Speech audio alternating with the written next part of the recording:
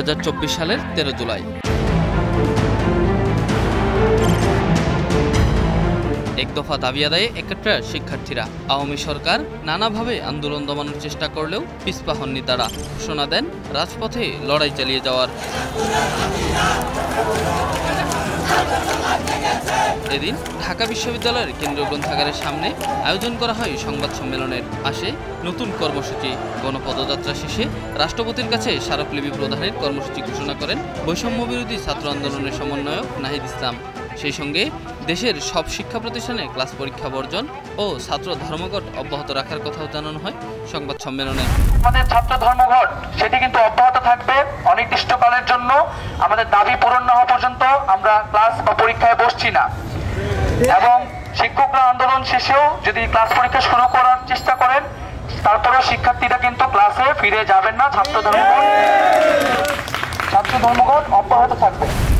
নাহিদ ইসলাম জানান, সংকট নিরসনে শিক্ষার্থীদের সঙ্গে আলোচনা না করে উল্টো হামলা মামলা দিয়ে হয়রানি করা হচ্ছে। দাবি আদায়ে প্রয়োজনে বৃহত্তর আন্দোলনের হুঁশিয়ারি দেন তিনি। আমরা বলতে চাই যে আমাদের আন্দোলনটি যৌক্তিক, ন্যায়সঙ্গত এবং শান্তিপূর্ণভাবে আমরা চালিয়ে যাচ্ছিলাম।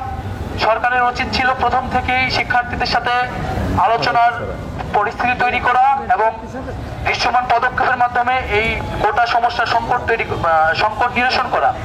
কিন্তু সরকার সেটি না করে এখন আন্দোলনকে আইন শৃঙ্খলা বাহিনী এবং বিশ্ববিদ্যালয় প্রশাসন, সরকার দলীয় ছাত্র সংগঠন এবং নানান শক্তির মাধ্যমে এই আন্দোলনকে দমনের একটি পরিকল্পনা এবং প্রস্তুতি গ্রহণ করছে। আমরা বলে দিতে চাই যে সরকারের এই ধরনের কিন্তু পরিকল্পনা সরকারের জন্যই বুমেরাং হয়ে দাঁড়াবে। আমরা 18 সালের অভিজ্ঞতাও দেখেছি। আমরা চাই না এই ধরনের কোনো ধরনের অনাকাঙ্ক্ষিত ঘটনা ঘটুক, এবং যদি সরকার এই ধরনের কোনো উদ্যোগ গ্রহণ করে, অলরেডি যে সরকার শুরু করেছে, তার জন্য উদ্ভূত যে পরিস্থিতি হবে তার দায় কিন্তু সরকারকে নিতে হবে। এ সময় সাংবাদিকদের প্রশ্নের জবাবে কোটা সংস্কার আন্দোলনের যৌক্তিকতা তুলে ধরেন আরেক সমন্বয়ক হাসানাত আব্দুল্লাহ। সরকারি সকল চাকরিতে সকল গ্রেডের কোটার যৌক্তিক সংস্কারের লক্ষ্যে মহামান্য রাষ্ট্রপতি বরাবর স্মারকলিপি প্রদান এবং গণপদযাত্রা।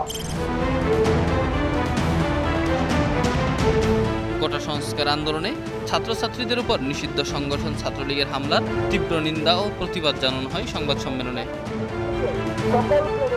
Enamul Haque, star news, Dhaka.